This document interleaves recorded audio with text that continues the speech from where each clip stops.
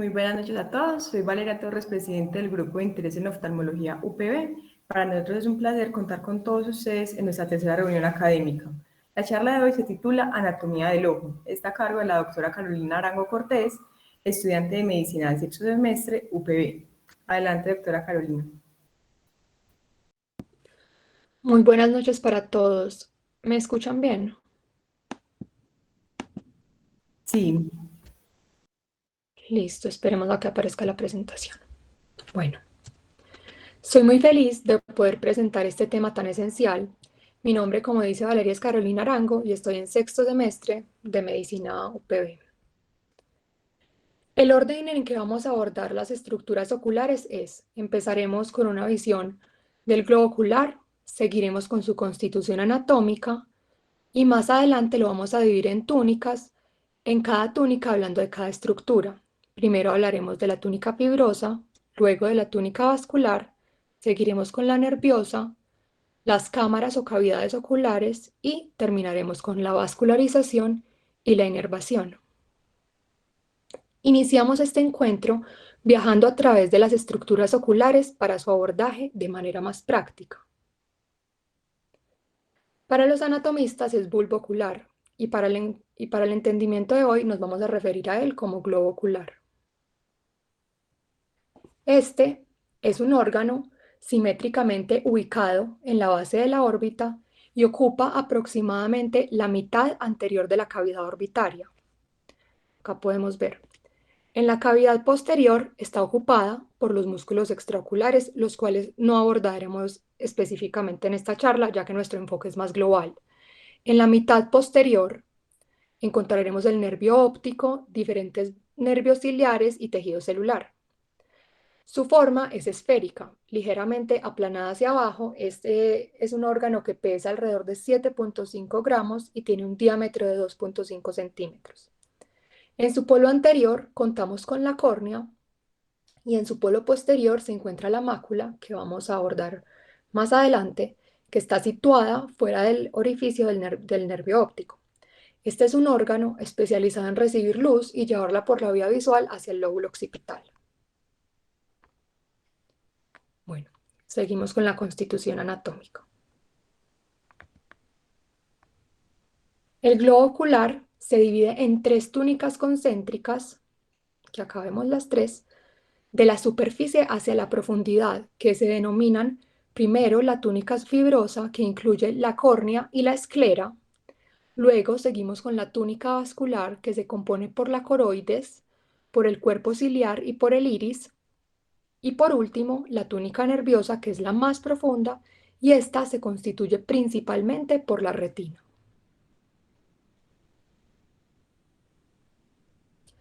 En sus cámaras, el cristalino, el ligamento suspensorio y el cuerpo ciliar dividen al ojo en un gran compartimento posterior y uno anterior que se subdivide también en anterior y posterior. Bueno, túnica fibrosa. La capa fibrosa comprende de una parte anterior, anterior transparente o córnea y una parte posterior opaca que es la esclera. La esclera es una membrana fibrosa que conserva la forma del ojo y es el sitio de inserción de los músculos extraoculares. Esta misma es atravesada en la parte posterior por el nervio óptico. Córnea. Esta es una estructura avascular con las siguientes capas. Acá vemos el epitelio, la capa de Bowman, el estroma, la membrana de Descemet y el endotelio. Comenzando con el epitelio, se debe mencionar que es la parte del ojo más expuesta a lesiones y a daños en el tejido epitelial. Esta cuenta con tres tipos de células, que son las células columnares basales en la parte más profunda del epitelio corneal, las células aladas o en forma de paraguas y finalmente las células alargadas o escamosas. Continuando con la membrana de Bowman, que acá se ve en la imagen también. Continuando con la membrana de Bowman, esta es una estructura acelular que representa la capa superficial del estroma. Un dato curioso es que esta no se regenera tras sufrir cualquier daño. Seguimos con el estroma, que es la capa responsable del 90% del grosor de la córnea. La membrana de Descemet también es una estructura acelular formada por fibras de colágeno dispuestas en estratos y actúa como membrana basal del endotelio. Su grosor aumenta con la edad y es la más resistente de absolutamente todas las capas. Por último, el endotelio, que consiste de células hexagonales. Es de suma importancia recalcar que la córnea está altamente inervada por ramas terminales de la primera división del nervio trigémino. Esto es lo que causa el reflejo corneal ante cualquier estímulo externo. Esto es básico en el diagnóstico de úlceras y queratitis. Su transparencia, la transparencia de la córnea, se debe al orden de sus células y la ausencia de capilares.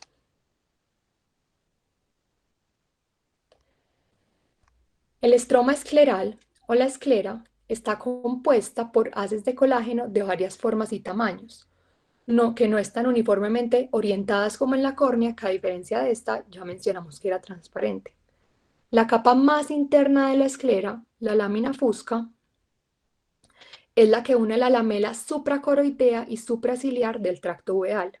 La epiesclera anterior es un tejido vascular y denso que une el estroma superficial de la esclera y la cápsula de Tenon, que es donde se insertan los músculos extraoculares. Las tres capas vasculares que cubren la esclera son la conjuntiva, la epiesclera y el plexo vascular profundo. Y el sitio que se une a esta estructura con la córnea es denominado el limbo esclerocorneal. Acá se encuentran las células más importantes, que se les llama stem cells, que son esenciales en abordajes quirúrgicos. Un dato relevante es que los vasos epiesclerales, que acá se pueden ver en esta imagen, superficiales, tienen una configuración radial a la cápsula de Tenon y estos se blanquean con el uso de vasoconstrictores y así se puede diferenciar de los vasos profundos en el diagnóstico de escleritis o epiescleritis. Acá se ve muy bien en esta imagen estas tres capas. Se sabe que la lámina epiescleral, acá se menciona que es tejido conectivo laxo que tiene abundantes vasos sanguíneos. La sustancia propia esclerótica es conformada por haces de fibras de colágeno tipo 1 y tipo 3, que son separadas pues por esta sustancia. Y por último, la lámina fusca, que tiene haces de fibras colágeno y también fibras elásticas donde hay melanocitos y macrófagos. La túnica vascular o nutricia está compuesta por la coroides, por el cuerpo ciliar y por el iris.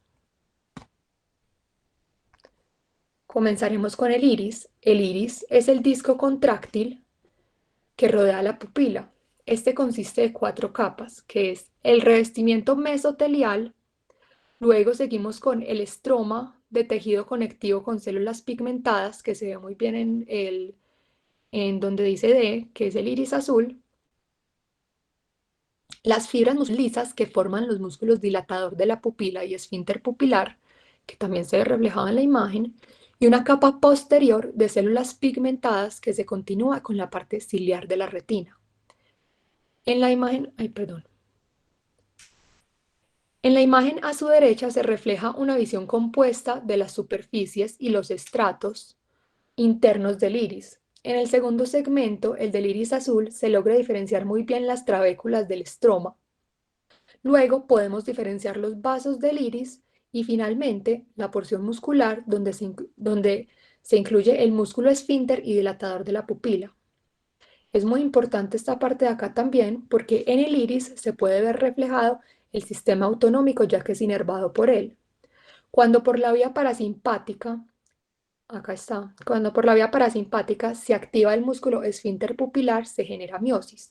Y cuando por la vía simpática el músculo dilatador generaría midriasis.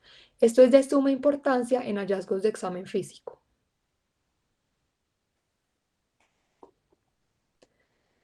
El cuerpo ciliar incluye un anillo ciliar, que es un anillo fibroso que continúa con la coroides y contiene los procesos ciliares.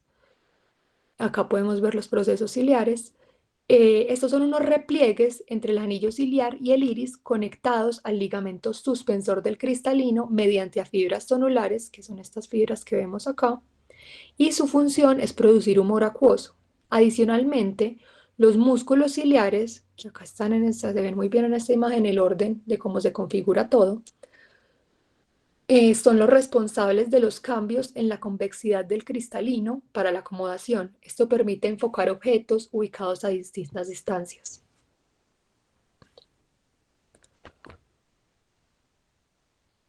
Bueno, la coroides es una membrana, acá se diferencia dónde está la membrana por estas líneas azules, altamente vascularizada que está ubicada entre la esclera y la retina. Termina por delante en el cuerpo ciliar, es parte de la uvea y suministra los nutrientes a las partes internas del ojo. Seguimos con la túnica nerviosa. Bueno, la retina es el tejido neurosensorial que finalmente convierte la luz en señales eléctricas para que las imágenes sean interpretadas en el cerebro. Esta se subdivide en una parte fotosensible que forma el revestimiento interno del compartimiento posterior del ojo, terminando en la ora serrata, que es la unión entre la retina y el cuerpo ciliar.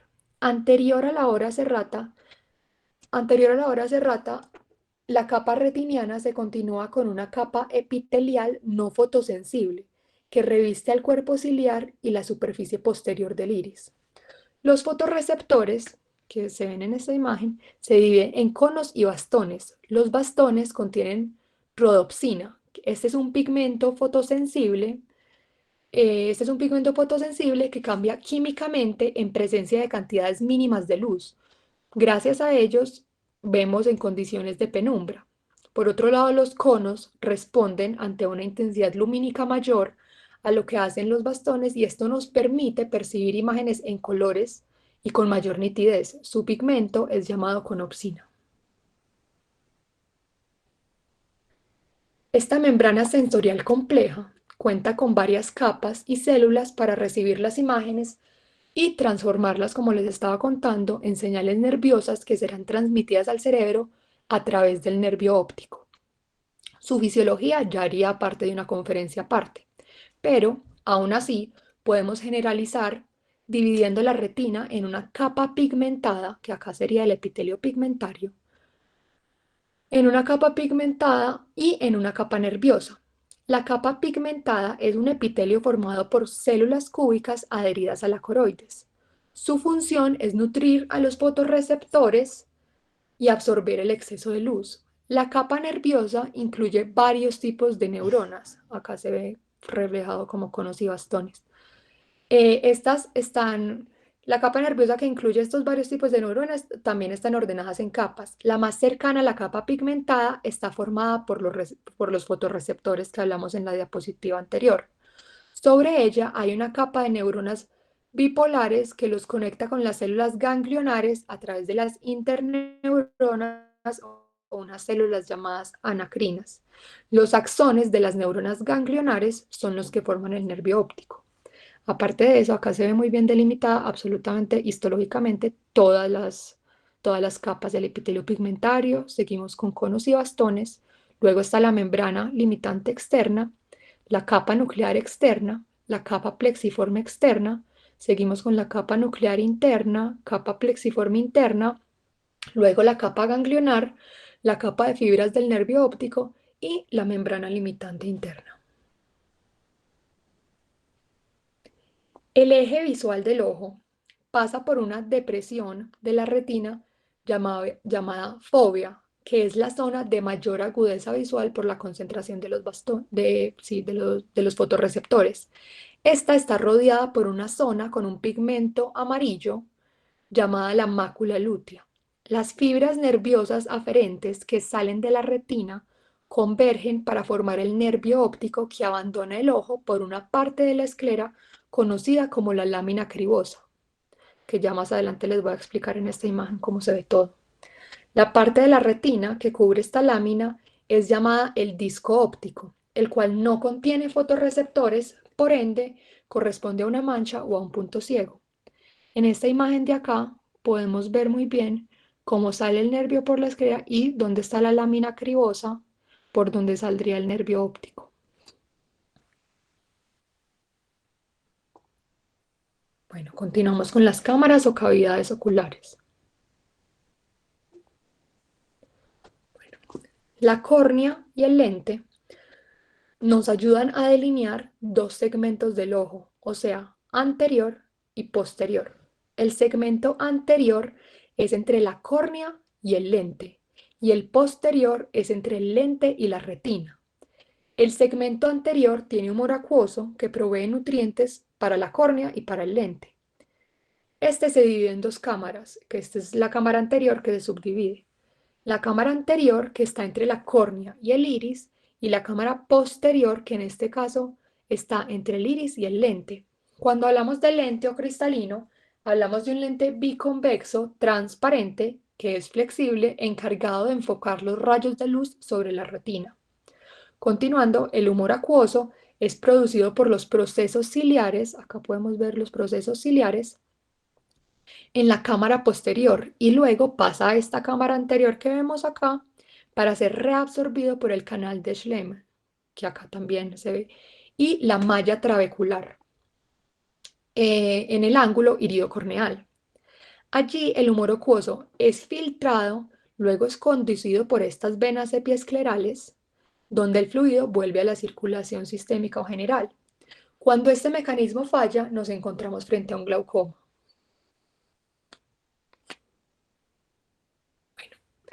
La cámara vítrea.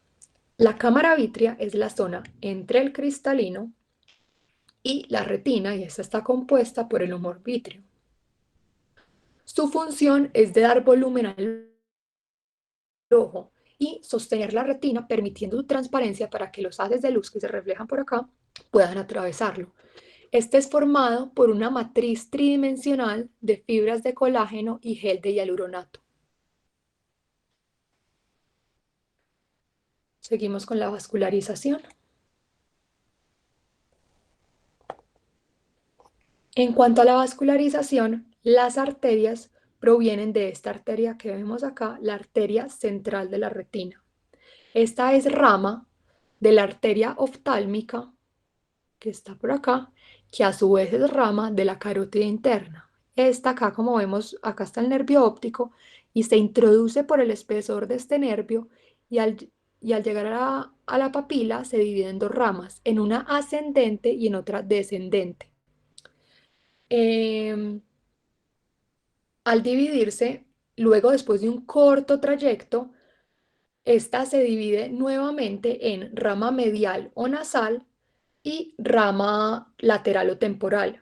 Esta red arterial es completamente independiente de los vasos de la coroides, aunque hay casos donde puede existir anastomosis entre los dos sistemas. Las venas llegan a la papila formando la vena central de la retina y la vena oftálmica. Seguimos con la inervación.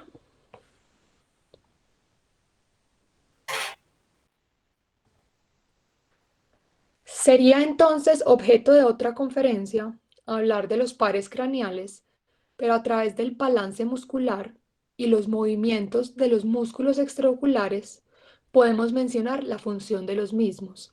Así empezamos con el sexto nervio, que vendría por acá.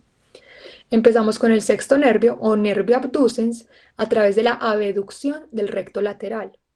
También está la función muscular del tercer nervio a través de la elevación del recto superior y la infraversión del recto inferior, así como la aducción del recto medio y elevación en aducción, o también se le puede decir mirada hacia adentro y hacia arriba del oblicuo inferior.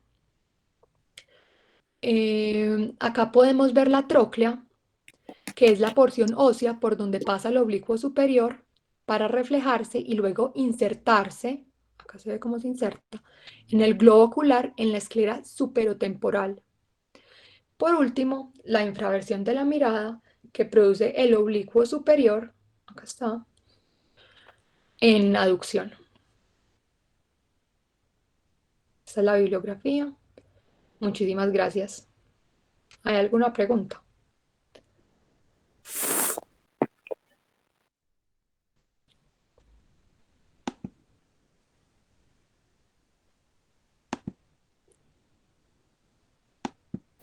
En el chat no aparece ninguna pregunta.